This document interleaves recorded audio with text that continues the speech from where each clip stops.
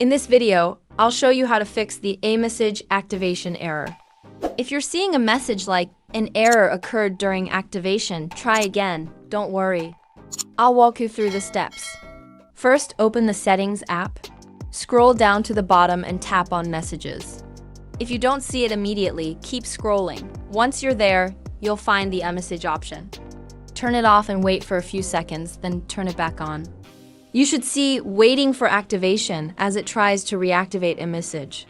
This process often helps solve the problem. If that doesn't work, go back to the main settings screen and tap on General. Scroll down and tap Transfer or Reset iPhone, then select Reset and choose Reset Network Settings. This resets your network settings to factory defaults, which can often fix bugs or glitches related to iMessage. If that still doesn't work, the next step is to power off your iPhone and restart it. You'd be surprised how often restarting your device resolves issues. Another option is to check Apple's system status. Open your web browser and search for Apple System Status. Look for iMessage in the list of services.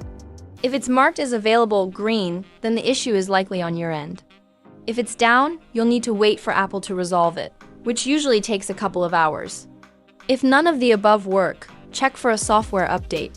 Go back to Settings and tap on Software Update. Make sure your phone is running the latest version of iOS. Software updates often include fixes for bugs or glitches that could be causing issues with iMessage. I hope this guide helps. If it did, please hit the subscribe button below. It really helps out. Thanks for watching.